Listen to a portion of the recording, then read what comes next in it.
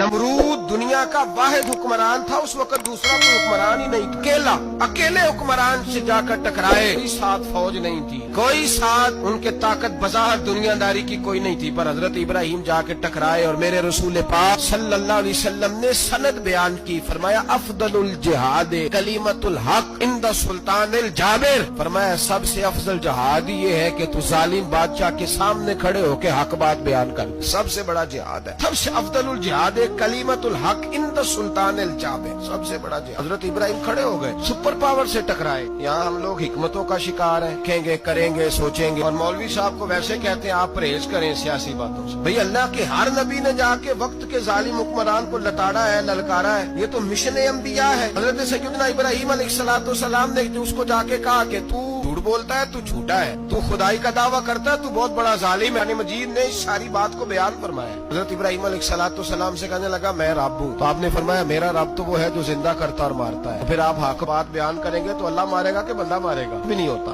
क्योंकि जिंदगी मौत किसके हाथ में है? अल्लाह के हाथ में। कुछ भी नहीं होता। इंसान सही सिमत का तयन करे और सही सही चले। हजरत अली शेर खुदा से किसी ने कहा था कि आपके बड़ी दुश्मनी है, कोई मुहाफज रख लें। आप फरमाने लगे मौत खुद बहुत बड़ी मुहाफज है, वक्त से पहले आती ही नहीं। इब्राहिम टकराए और आपका अंदाज क्या है? जाके कहा कि तू नहीं, खुदा वो है जो जिंदा करता। और उसने एक बेवकूफों जैसी दलील दी। एक आदमी को कल फांसी देनी थी तो उसको बुलाया, कहने लगा तुझे कब फांसी है? उसने कहा कल। कहने लगा जा तुझे आजाद किया, जिंदगी दी।